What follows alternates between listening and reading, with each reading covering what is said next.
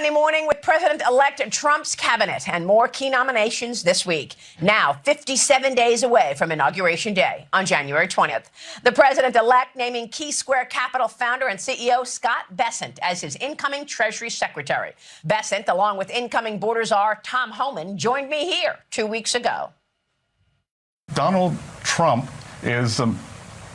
has staged the biggest political comeback in history, and I think that we are on the verge of a golden age in the economy for the next 4 years, where we can have a growth agenda, where we deregulate, get energy prices down, and get interest rates down. You concentrate on the public safety threats and the national security threats first, because they're the worst of the worst. So it's going to be the worst first. That's how it has to be done. And we know a record number of people on the terrorist watch list have crossed this border.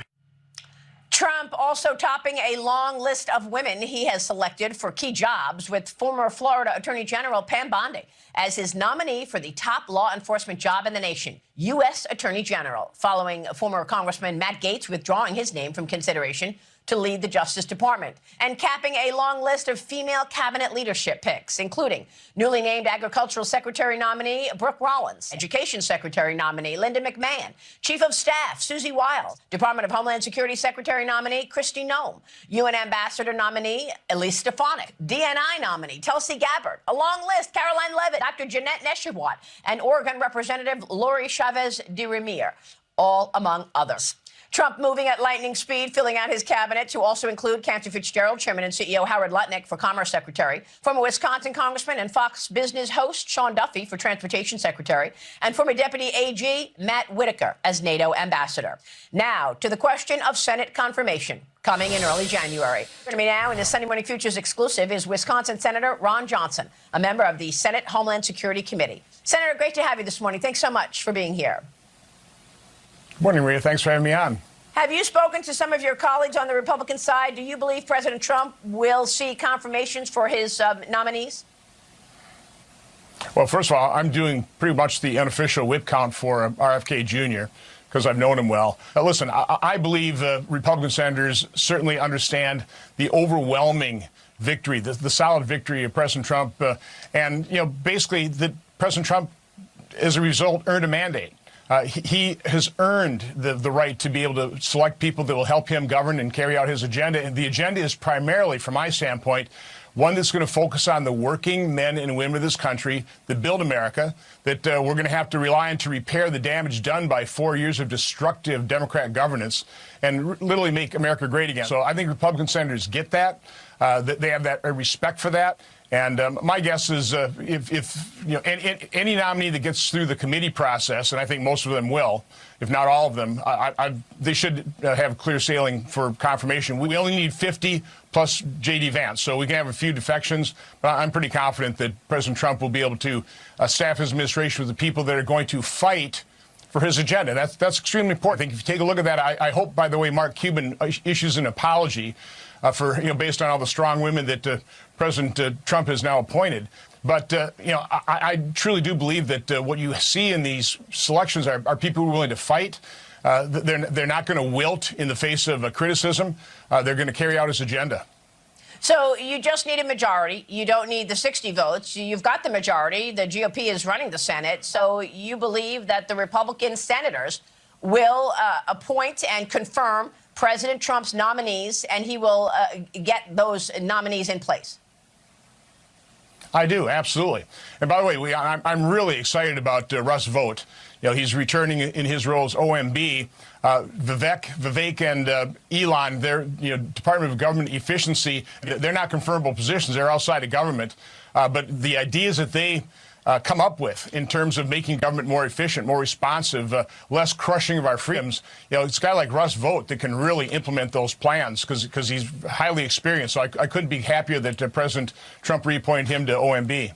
Let me ask you this about change, because I know that the American people voted for real change. Do you think real change is possible in terms of the way government works, in terms of some of the behavior that we've seen in the past from these career professionals in government? It is, because I think more of Americans have had their eyes opened up, particularly during COVID, of the capture by large businesses of government agencies, the corruption then within those agencies. And all we have to do is show a couple examples of that, and I think more Americans will open up their eyes. And again, you have dedicated individuals now that President Trump is appointing these positions who will carry out that agenda. So with public support, and that's the first thing you have to do, you have to garner public support by exposing the truth, exposing the reality of the corruption of big government and how it crushes our lives, how it sparks inflation, how President Biden opened up the borders and how that has endangered our country, a clear and present danger. So again, that's the mandate. Secure the border, return those illegal immigrants that certainly are a threat to this country, tame inflation, and quite honestly, root out the corruption and the wokeism that Democrat governance has put into these agencies. Where do you see the most corruption in government? Listen, I think it's across the board, quite honestly. Personally, I've seen it in the FBI, the Department of Justice, in federal health agencies during COVID. Listen, I was a big supporter of Big Pharma. I want life-saving new drugs. But when I saw how they have captured the narrative with billions of dollars in advertising, how they pushed the censorship that censored the truth, calling it misinformation, that really opened up my eyes. So again, this is across the board. People should expect it. Government is not here to solve our problems. Government is here to protect our freedoms. And when you have large government that are trying to regulate large corporations, corporations use their power, they capture their agencies to the detriment of their competitors and to the public at large. So, again, that happens time and time again, starting with the military-industrial complex, quite honestly. But I think this is true of almost all government agencies. You just mentioned RFK Jr., of course, nominated to be the head of HHS. Do you believe that that's where the debate, most of the debate surrounds the Senate right now, in terms of supporting RFK? Well, what's interesting is as I've done my unofficial whip count with both Republicans and Democrats, the conversation almost always starts with, boy, there's a lot that I just love that Bobby Kennedy's talking about and pushing, the chronic illness and better nutrition. But I have these concerns. Based on the list of concerns, knowing Bobby, I think he'll be able to, answer those concerns, and I think he'll be able to be confirmed quite easily. And when you say change is possible, specifically, what do you want to see changed? Well, again, I want to end the corporate capture of government agencies. I want government agencies dramatically slimmed down. Maria, we just ran a $1.8 trillion a year deficit. We're $36 trillion in debt. We've gone from about $642 billion of other mandatory to $1.3 trillion of mandatory spending. We didn't even look at that, and that excludes Social Security, Medicare, and Medicaid. So, spending has exploded. We need to pare back government because as government grows, our freedoms necessarily recede. So it's all about really shrinking the size, scope, cost of government and its influence over our lives. Yeah. That's what Donald Trump, from my standpoint, is dedicated to achieving. Not to mention the Pentagon having a hard time finding exactly where the $830 billion has gone just recently. That was extraordinary. Senator, good to see you. Thanks very much. We'll be watching your work. Have a great day. And to you, Ron Johnson. And now this. Know from Trump that what they really want to do is make sure that they target all of the criminals who are inside our country, which is an extraordinarily large number, posing a danger to people in the United States. Get those criminals out. And that's Texas Governor Greg Abbott with me on Mornings with Maria on Fox Business this week on his plans to work with the Trump administration to deport illegal criminals while securing the southern border after more than 10 million people illegally entered the country on President Biden's watch, including millions of gotaways and at least 350 individuals who are currently on the U.S. terrorist watch list. Fox News' Bill Malugin reporting that there are currently 1.4 million who have already been ordered to be deported by federal immigration judges, with 13,000 of them in ICE custody for rape and murder charges. Meanwhile, in Mexico, a caravan of at least 1,500 migrants is on the way to the U.S. border right now, hoping to illegally get in before President-elect Trump takes office on January 20th at noon Eastern time. Joining me now with more is Florida Congressman Byron Donalds. Congressman, good to see you. Thank you so much for being here. Good morning, Maria. Good to be with you. How soon do you think President Trump can have his nominees in place so that his team is ready to go January 20th?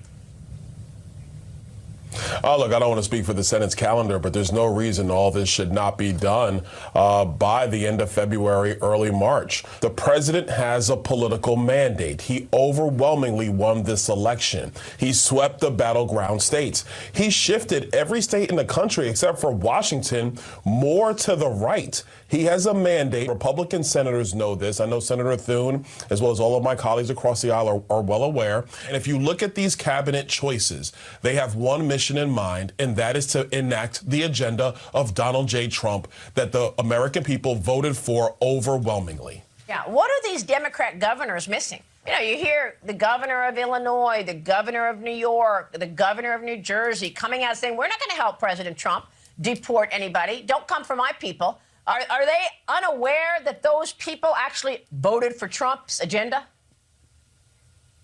Listen, Democrat politicians have had a Marie Antoinette view of America for quite some time, and they have not been concerned about the plight of the American people. Donald Trump has been concerned.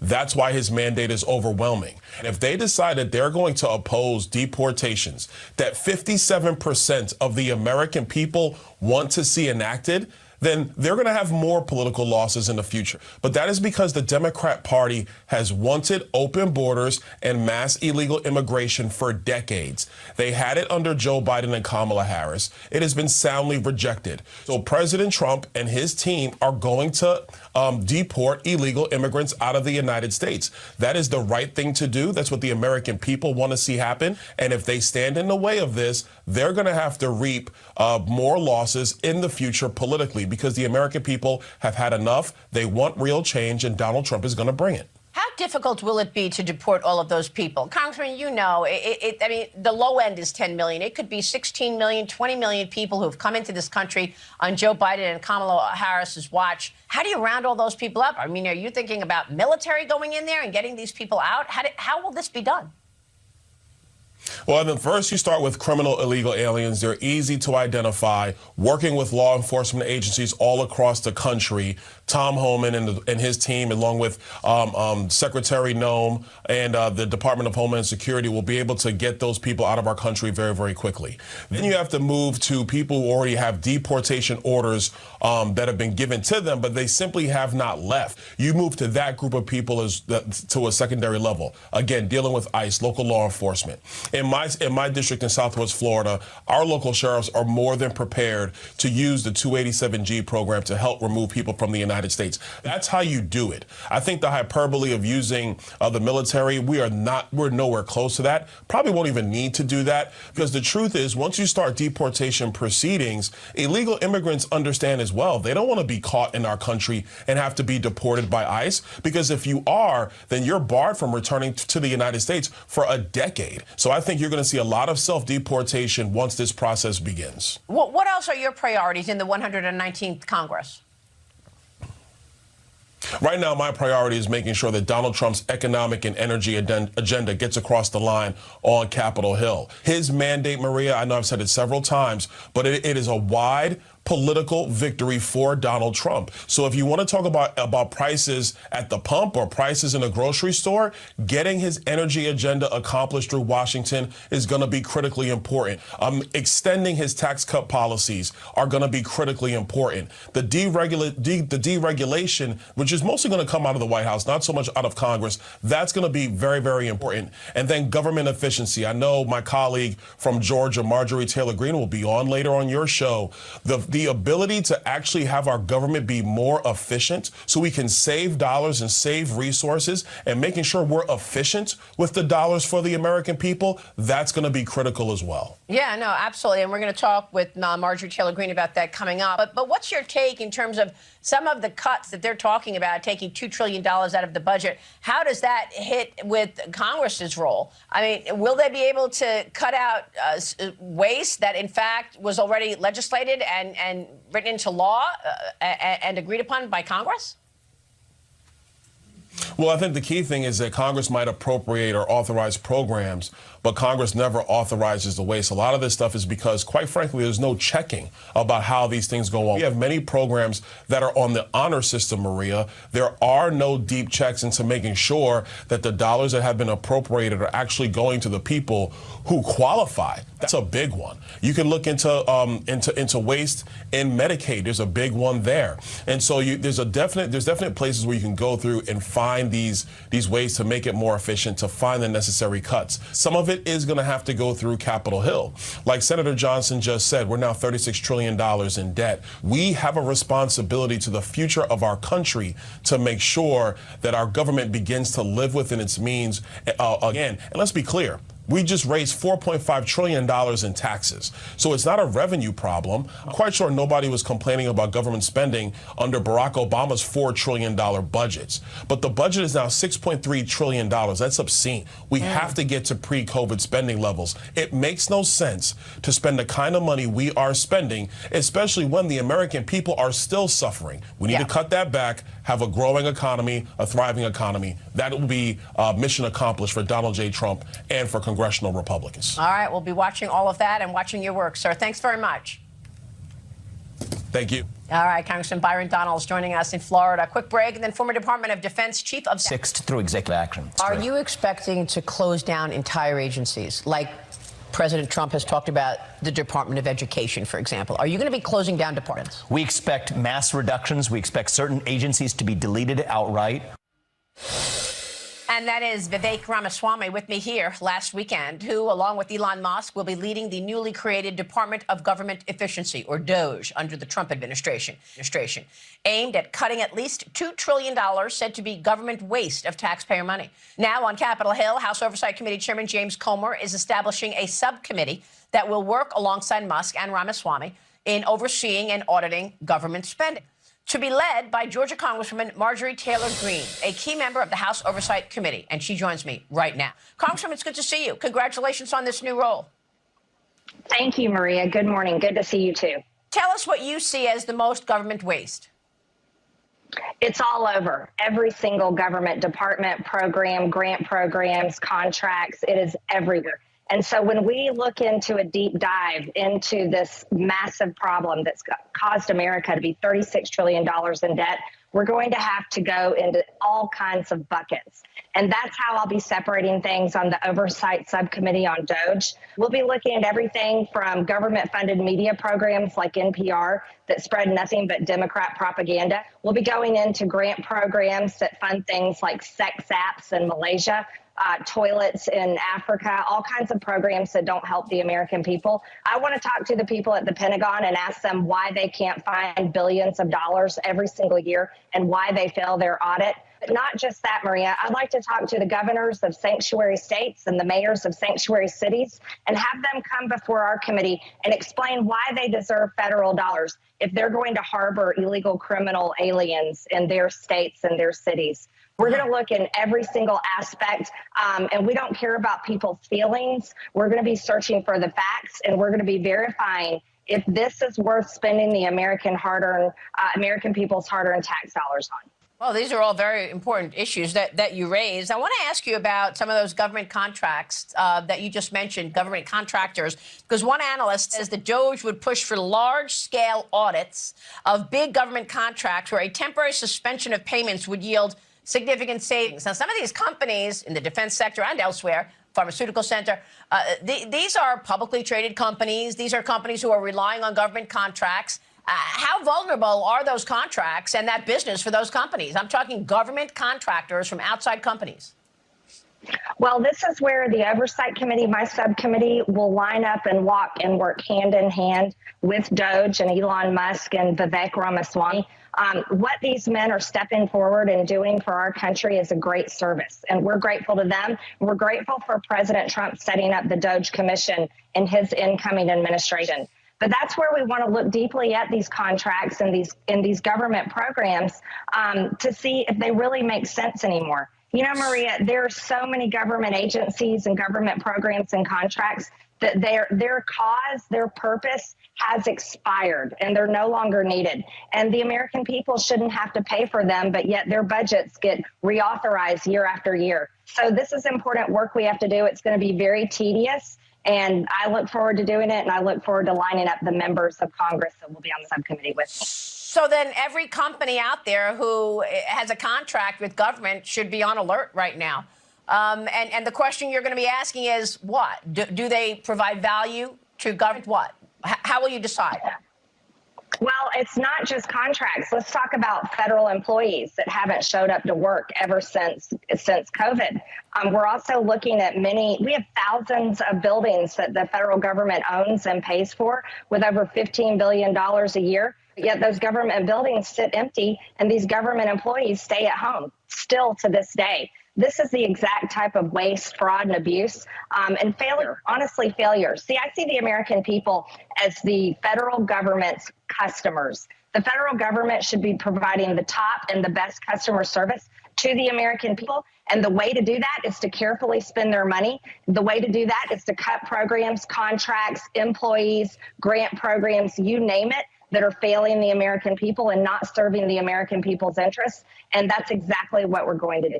And another thing that you just said a moment ago is about sanctuary cities, about officials throughout the country who might be harboring illegals in this country. Are you saying that sanctuary states and sanctuary cities will lose their federal funding?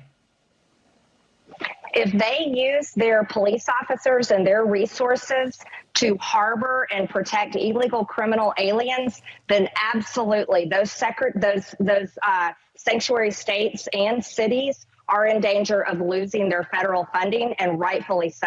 We all just watched in absolute outrage, anger, and tears Laken Riley's murderer's sentencing trial. We listened to her parents, family, and friends. She would be alive today if New York had not been a sanctuary state, if they had not released that monster and released him out to be free again, where he came to Georgia and murdered Laken Riley. Laken Riley's story is not a singular story. It's a story that happens to Americans all over the country. Nearly every single day an American is murdered by an illegal alien. Yeah. If these Democrat governors and mayors want to use their federal dollars and they want to use this funding to harbor illegal criminal aliens, then yeah, we're coming after their money and they don't deserve a single penny of it. Congresswoman, DOJ suggests having the Supreme Court review the 1974 Impoundment Control Act, which stops the president from ceasing expenditures authorized by Congress.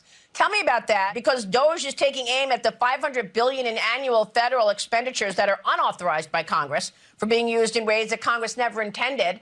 Are you expecting to use that Supreme Court review? Yes, we will be looking into that, and I hope to be using that Supreme Court review. Here's something important, though. This was a program that started under Jimmy Carter, and let's face it, Maria, pretty much everything under Jimmy Carter was a disaster. Those were times where people couldn't even afford to live life. And that's pretty much what we've come to today, and it can get a lot worse. You see, it's been bad the past couple of years for the American people because of the federal government's waste, fraud, abuse, and corruption. But going forward, if this interest keeps compounding like it is on our federal government debt, Americans are going to be living something that they never even fathomed it could be. We're looking at third world country levels of poverty. We're looking at homelessness increasing in rapid rates, suicide rates increasing. You see, America's been really spoiled for a long time, but the federal government has been the worst abusers of the Americans' hard-earned tax dollars and the American people's trust. And so our subcommittee has a lot of work to do, and we'll be lining up these important hearings. And most importantly, any program, grant recipient, federal agency, they're going to have to come and tell us why they deserve the American people's trust and are allowed to spend their money going further. Right. We're going to continue on this theme of trust coming up. Congresswoman, good to see you. Thank you so much. Marjorie Taylor Greene. The White House, and we will be back in there in 18 months or less. You know what's going to happen? The Department of Justice, the prosecutors will be prosecuted, the bad ones. The investigators will be investigated because the deep state, last term for President Trump, they were hiding in the shadows. But now they have a spotlight on them, and they can all be investigated, and the House needs to be cleaned out. Well, there you go. That's former Florida Attorney General and newly named U.S. Attorney General nominee Pam Bondi, predicting accountability for those who attacked President Trump unfairly in the past 10 years.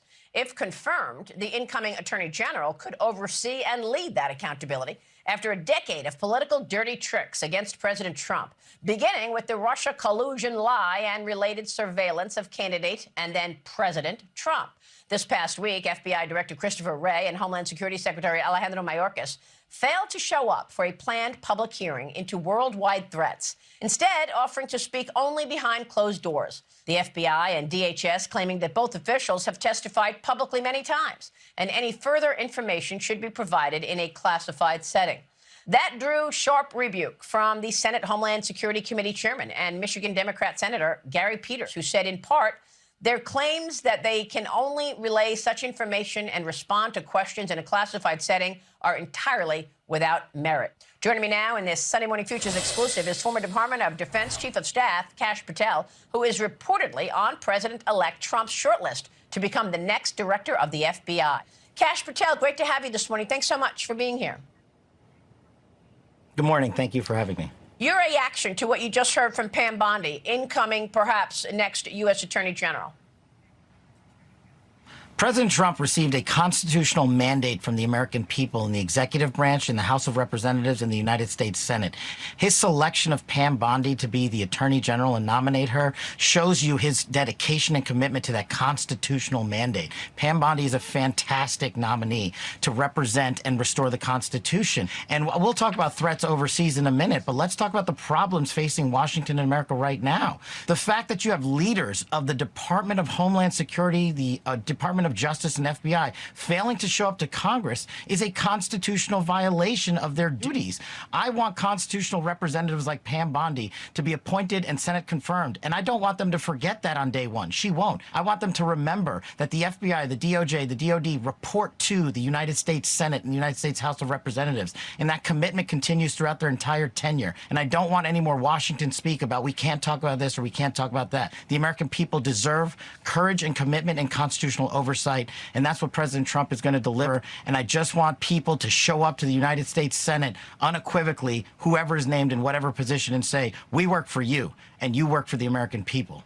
Kash, I know you've been a student of all of this for many, many years, with all of your roles, including the Chief of Staff of the Department of Defense. So I want to get your take on what former FBI Deputy Director Andrew McCabe said about you. He targeted you specifically, saying that you would be dangerous. No part of the FBI's mission is safe with Kash Patel in any position of leadership in the FBI, and certainly not in the Deputy Director's job. From Andrew McCabe. Your reaction? Well, look, my 16-plus years in government service as a public defender, as a national security prosecutor, as a civilian in Joint Special Operations Command, leading President Trump's counterterrorism missions, taking out Baghdadi, returning hostages, serving as his Deputy Director of National Intelligence, and lastly, as Chief of Staff. The only thing I was beholden to was the United States Constitution. And yes, I was a lead investigator where we exposed the Russiagate crimes that Comey, McCabe, Strzok, and Page, and so many others committed. And we reported to Congress those oversight matters, and those were taken up through them in the right course to the American people. So if anyone has a complaint about that and questions my unwavering commitment to the Constitution, I'm happy to talk to them about it. I'm especially happy to talk to the media about it. But you can look at my record, and those calling me a danger, let's just ask them for a proof, a piece of evidence that actually shows I've committed any constitutional violations or any ethical quandaries, and I'd love to hear their response to this. Yeah, it's interesting because all of this, when they were saying Russia, Russia, Russia with President Trump, they were actually missing what was a serious danger, and that was communist China. And I know you've also done extensive work on the threat of communist China. Talk to us about that in terms of what you see as the most important threats facing this nation right now.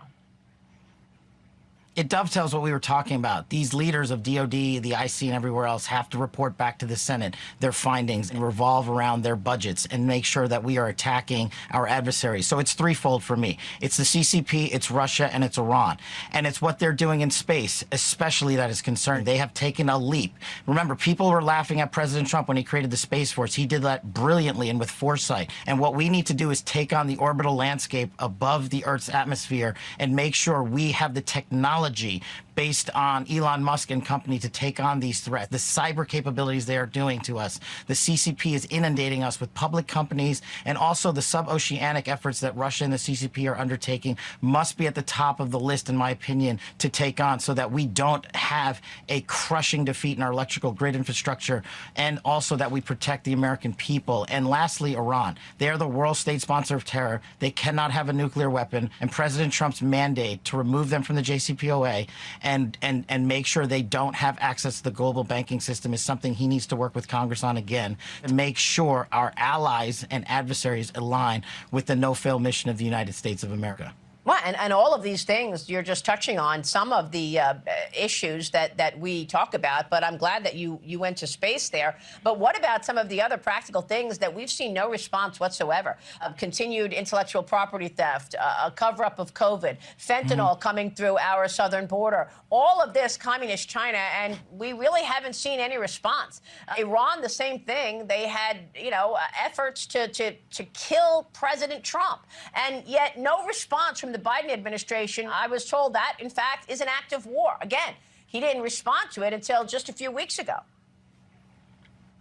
Yeah, right now is, I think, in my opinion, the most dangerous time, this sort of lame duck period, where the president is not acting in the capability that needs to defend this nation. What we need to do is have our leaders of the agencies and departments that were confirmed by the Senate show up and do their job and tell the Senate and the House of Representatives, these are our failures, these are our weaknesses, we need help, we need you to respond in this time of need. And those guys not showing up to the Hill and just, we know what President Trump's going to do, but he's 54 days away from taking the oath of office. Right now, we need the United States of America to remind those agencies and department leaders that they work for us, and the mandate that President Trump was given was to protect our borders, to make sure CCP fentanyl doesn't kill our children, to end the forever wars, to return our hostages, and make sure American global diplomacy is in great hands when President Trump ascends to the Oval Office on January 20th. And we must respect the will and power of Congress. I cannot stress that enough. The constitutional oversight responsibilities of the United States House of Representatives and the Senate has been lost by the leaders of the deep state in Washington, D.C.,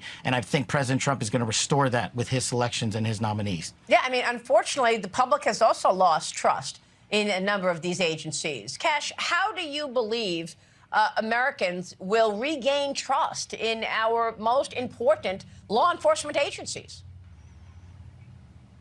One thing: exposure of corruption. Put out the documents, put out the evidence. We only have gotten halfway down the Russiagate hole. The people need to know that their FBI is restored by knowing full well what they did to unlawfully surveil them. The people need to know that there has been a de-weaponization, a defanging of the Department of Justice, and their houses of worship will no longer be raided. But they need to be shown the documents that said this was the reasoning they weaponized justice. And that, in my opinion, is how Congress can most importantly secure the trust, or resecure the trust, of these agencies and departments. President Trump is taking a huge first step with his monumental victory. Now it's up to Congress and the Senate to work with his leaders at DOJ and FBI to put out those documents. And I think DOJ goes a long way in that, but we're going to need cabinet secretaries who say, we don't fear the corruption that preceded us. It will make us powerful if we expose it to the American public. All right, Cash, it's great to have you this morning. We'll be watching. Thanks very much for joining me. Thank you so much. More on the threats America faces with Blackwater founder Eric Prince as war escalates between Ukraine and Russia after President Biden signed off on Ukraine using U.S.-made long-range missiles inside of